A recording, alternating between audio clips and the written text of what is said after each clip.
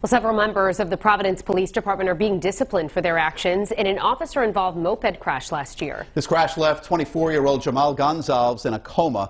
The disciplinary announcement comes one day after the Attorney General revealed that no charges will be filed against the officer involved. 12 News reporter Brandon Truitt is live in Providence with the details on the disciplinary actions being taken against these officers. Brandon?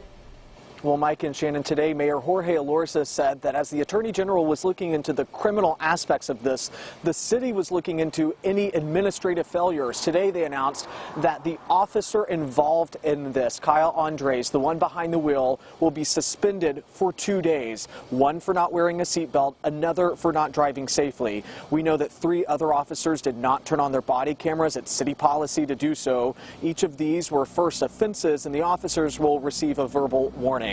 Now, one officer is getting new training for misusing Narcan on Gonsalves, and finally 2 officers are expected to be punished for their interactions with the public. City leaders chalking this up as unprofessional behavior. Of course, all of it comes just a day after the Attorney General announced no criminal charges in this case. The AG and Providence Police looking closely at the moment Officer Andres called over the radio to, quote, box this guy in. It's a practice that goes against Providence pursuit policy. Today, the Public Safety Commissioner saying that the incident did not meet the technical definition of a pursuit, nor did those words result in Gonsalves being boxed in. It wasn't a pursuit.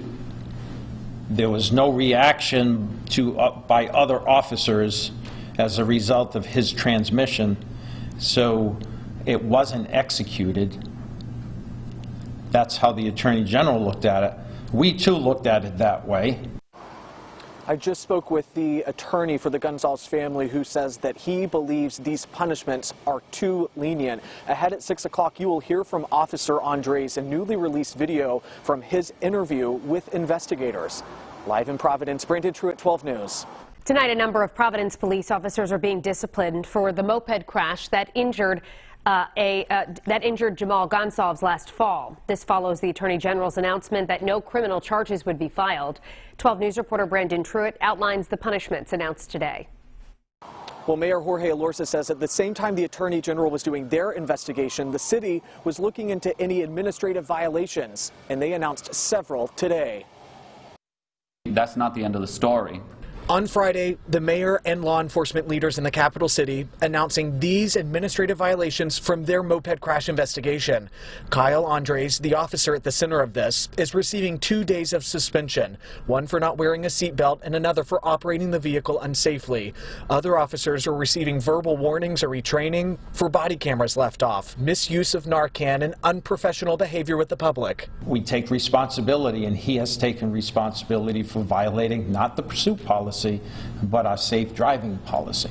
The question for investigators, did Officer Kyle Andres violate protocol when he said this? Box this guy in. Boxing in is against Providence pursuit policy. You can hear Andres' question about this in this newly released audio from his interview with investigators. I know that that's something we don't do, and that isn't what I was suggesting by saying that whatsoever. I, again, thought he was going to stop because he was losing control. In the end, the city found Andres was not in a pursuit, and the call to box him in did not impact the crash. The city says they followed the law and precedent laid out for distributing punishment. Mayor Jorge Elorza is pulled both ways. I understand as a father the hurt that the family is going through, watching their son and watching their baby in this condition.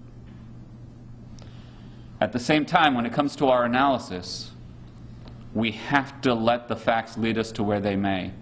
I spoke with the attorney for the Gonsalves family, who tells me he believes these punishments are a slap on the wrist. He says they're too lenient. All of this coming as Jhamal Gonsalves remains in a hospital in New Jersey. In Providence, Brandon Truitt, 12 News.